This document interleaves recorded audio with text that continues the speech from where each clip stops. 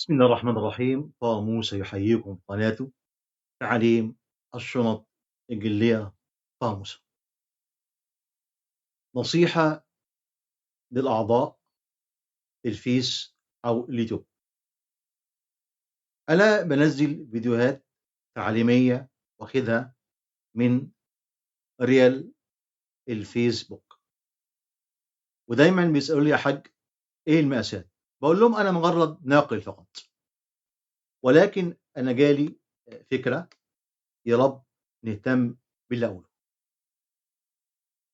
الراجل مشكور بينزل فيديو، بينزل صورة الشنطة وهي قبل ما تتقفل. أنا أتابع الفيديو، وأوضح صورة واضحة للشنطة أو جزء من الشنطة أوقف الفيديو بسرعة، وآخد صورة أحفظها عندي على الموبايل، وأروح أي واحد بيصور صور هو بينزلها على الكمبيوتر عنده ويصورها، آخد الصورة ديت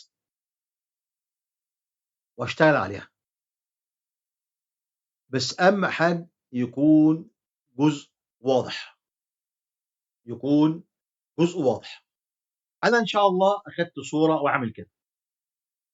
عندي الصورة واضحة، أكبّر لو أنا عايز أكبّر، لإن الصورة بتاعة الراجل بيصوّر A4، وممكن تكون الصورة A4 صغيّرة.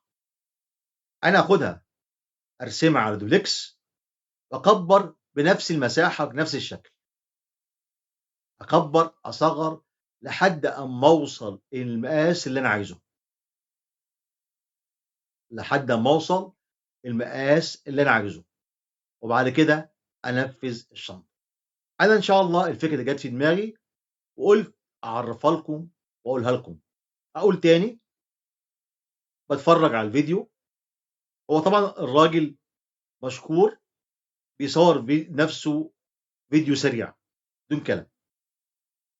أنا أركّز مع الفيديو، ومع أوضح صورة للشنطة كاملة أدوس وقّف فيديو بسرعة، وبعد كده آخُد لقطة من الموبايل بتاعي، وبعد كده أروح لأي حد بيصوّر من على الكمبيوتر، وطبعًا ياخُد الصورة على الكمبيوتر عنده، وبعد كده هيصوّرها لي على ورقة A4. آخُد الصورة وارسمها على دوبلكس واكبر الشنطة زي ما أنا عايز، وبعد كده أشتغل. يا رب يكون الفكرة واضحة. أنا بقول تعالى أعمل كده، فكرة جات في دماغي قُلت أعرّفها ليكم، وإلى اللقاء في فيديو آخر.